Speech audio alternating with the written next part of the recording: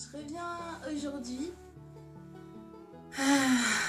en étant super contente de me rendre compte que les deux petites vidéos que j'ai fait précédemment qui parlent de l'anxiété et des crises d'angoisse ont été vues. Alors ça peut paraître rien du tout, moi je trouve que voilà, 50 vues en 2 jours c'est juste génial. À mon échelle, je me dis qu'il y a des gens que ça a peut-être aidé ou rassuré ou... Voilà, je trouve ça super et j'ai des retours mais qui sont excellents, qui sont gratifiants, qui me font du bien parce que je me dis que j'arrive à véhiculer le bon message et à parler des choses de la bonne manière. Ça me fait vraiment très plaisir. Voilà, donc merci beaucoup, merci à tous, c'est super. Voilà, je peux rien dire de plus. Si je reviens aujourd'hui, c'est pour vous faire une vidéo qui n'est pas super simple à faire pour moi. Parce qu'elle parle d'un sujet compliqué. C'est mon histoire personnelle. Mon anxiété, mes crises d'angoisse, comment j'en suis venue à en avoir, à en faire. Et comment c'est apparu, comment je l'ai vécu, comment j'ai essayé de le gérer, comment je le gère actuellement. Voilà, la partie qui va être compliquée pour moi, c'est toute celle qui concerne ma naissance, mon enfance, mon adolescence. Surtout ma naissance et mon enfance, surtout mon enfance à vrai dire. Parce que c'est des moments qui sont extrêmement douloureux pour moi. Il se peut qu'il y a des moments où je vais préférer écrire plutôt que de parler. Voilà. Donc je ne fais pas cette vidéo pour recevoir des messages qui vont me dire ma pauvre, qu'est-ce que tu as vécu, qu'est-ce que tu as souffert, des choses comme ça. Pour ceux qui me connaissent un minimum, voilà, je suis quelqu'un qui déteste me faire plaindre. Vraiment, c'est pas mon truc, je m'apitoie pas sur mon sort, je rebondis, je vais de l'avant, je rigole, tout va bien, enfin, autant que ça puisse aller. Voilà, la démarche n'est pas de recevoir tout un tas de messages compatissants, même si c'est très gentil, voilà, c'est pas du tout le but. Donc il faut commencer par le début. C'est ma naissance. Donc je suis venue au monde le 24 juin 1987. Mon arrivée dans la vie ne s'est pas faite de la manière la plus simple qui soit, étant donné que je suis née sous X.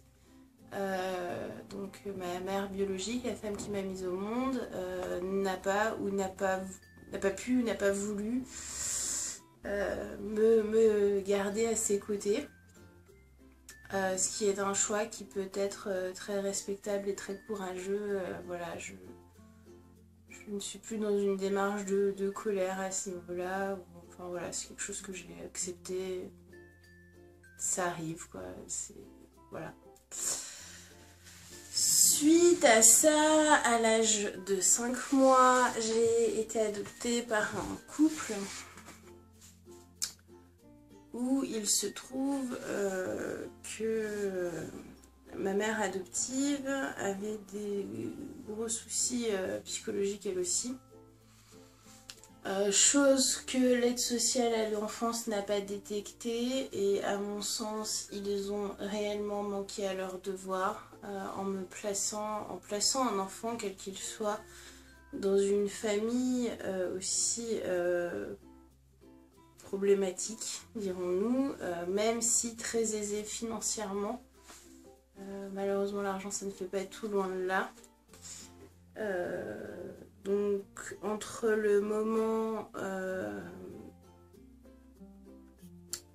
de mon arrivée dans cette famille à l'âge de 5 mois et mon départ à l'âge de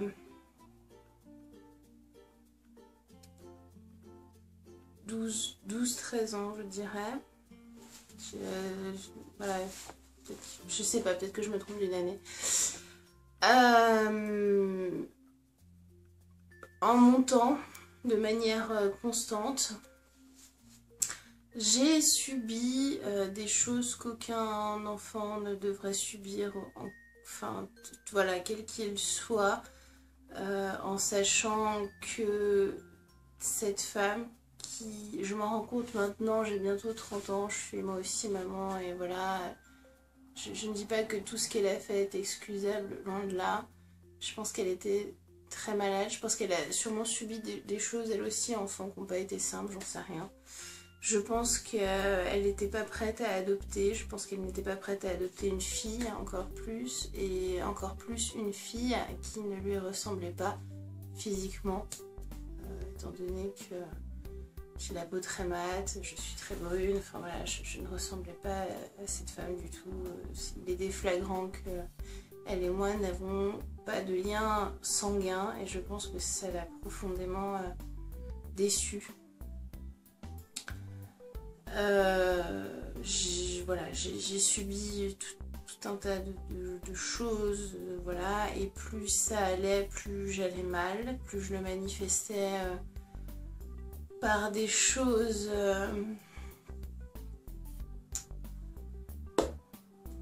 des troubles, comme des troubles alimentaires, je faisais pas plus de bêtises que ça, mais j'exprimais vraiment mon mal-être à plein de moments, et j'avais vraiment un besoin d'amour qui n'a pas été comblé, et j'essayais de le combler d'autres manières. C'est vraiment ça. Plus je grandissais, plus elle appuyait là où ça faisait très mal, et plus les violences devenaient intenses.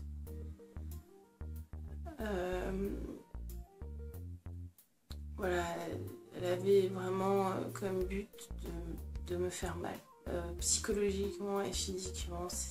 Voilà, je vivais à travers ça. Il se trouve que j'ai eu la chance, à l'âge de 12-13 ans, d'être placée en foyer. Suite à ce placement, je devais retourner dans ma famille de manière progressive, et il se trouve que suite à des violences vraiment décuplées, à savoir des menaces de mort, décision a été prise de l'aide sociale à l'enfance de ne pas me laisser y retourner, et je les en remercie, ça m'a probablement sauvée. Voilà. Donc de là, j'ai envie de dire, moi qui vivais complètement enfermée et dans cette bulle de violence et de... Voilà, j'ai découvert la liberté. Donc j'ai fait mes expériences, rien de fou, je n'ai pas viré dans la délinquance, je n'ai rien fait de... Voilà, je le dis en toute honnêteté, j'ai aucun problème avec ça. J'ai fumé des joints, j'ai rencontré des garçons, voilà, mais rien de malsain, rien de grave, rien de répréhensible à mon sens, de maman. Je suis maman à l'heure actuelle. Voilà, j'avais grandi très vite déjà, voilà, je suis arrivée, il était normal que une fois lâchée dans la nature comme ça, je montre que j'avais grandi, quoi, enfin. Voilà, il se trouve que pendant cette période-là, il y a eu plusieurs choses de la part donc, de ma mère adoptive et de mon père adoptif, qui ont mené à une déchéance des droits parentaux, ce qui veut dire que l'État, donc une juge, leur a enlevé toute autorité parentale sur moi, ce qui correspond à la sanction la plus lourde qu'on puisse infliger à des parents en France avant une peine de prison. Voilà. Est-ce que ça a été un soulagement pour moi? Je ne sais pas, parce que j'étais en quête perpétuelle de cette famille que j'ai jamais eue, donc voilà, c'était un peu un peu compliqué par moment, mais je l'ai géré comme j'ai pu toute mon adolescence. Et en même temps, j'ai rencontré un garçon, le garçon à cette époque-là, de qui je suis tombée follement amoureuse. Et il se trouve qu'à 17 ans, je suis tombée enceinte de lui à un moment où ça n'allait plus du tout entre nous. En plus, l'erreur classique, voilà, je fais un bébé, ça va nous rapprocher, tout ça. Sauf que j'étais très jeune, que j'étais très seule, que je n'étais pas préparée, que j'ai extrêmement mal vécu cette grossesse, cet accouchement et les premiers mois. Mon fils était un bébé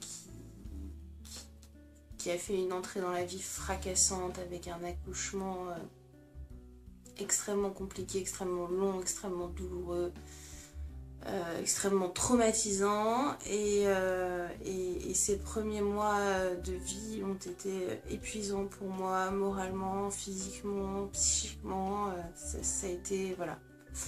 Il se trouve qu'à cette époque-là, j'étais trop jeune et que je me suis beaucoup appuyée sur mon ex-belle-mère, donc la maman de son papa, qui de fil en aiguille, mais voilà, je ne lui reproche rien, a petit à petit pris ma place de mère, chose que j'ai plus ou moins cautionnée le temps passant parce que j'étais pas du tout prête. Sauf que je me suis rendu compte de ça et c'était déjà trop tard. Donc voilà. Il se trouve que par la suite, j'ai rencontré le papa de mes 2 derniers enfants. Donc Edan, qui a 8 ans et demi, qui aura 9 ans en décembre, et Kali, qui aura 2 ans en février. Pareil, coup de foudre, mais lui il m'a vraiment réconciliée avec le fait d'être maman et voilà, et je suis tombée enceinte de lui quasiment tout de suite après notre rencontre, mais d'un commun accord, et ça s'est merveilleusement bien passé. Et malgré voilà des engueulades comme dans tous les couples et nos caractères bien carabinés à tous les deux, on a toujours fait tout notre possible pour que ça se passe bien et ça s'est bien passé et voilà. Il se trouve que mon premier fils issu de ma première union, je n'ai plus vraiment de contact avec lui malgré le fait que j'ai voulu maintenir le lien. Ça devenait tellement douloureux pour moi que je me suis protégée et qu'il y a un moment où j'ai dit, tu sais, voilà, s'il veut revenir vers toi, il reviendra. On revient toujours vers sa mère, même si c'est pour lui en mettre plein la poire. Il y a toujours un moment où, voilà, on revient aux sources. Donc, tout ça, tout ce qui m'est arrivé jusqu'à ce moment-là, donc jusqu'à il y a, dirons-nous 2 ans, j'avais réellement la sensation de l'avoir complètement, totalement digéré. C'était assimilé, vraiment, là, on m'a dit que ça s'appelait de la résilience, cette capacité de se construire sur le vécu, le passif, aussi douloureux soit-il.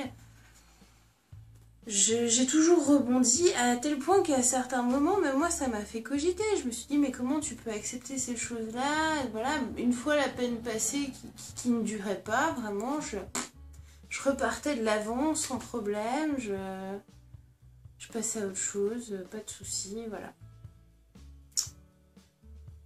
Et puis, il y a...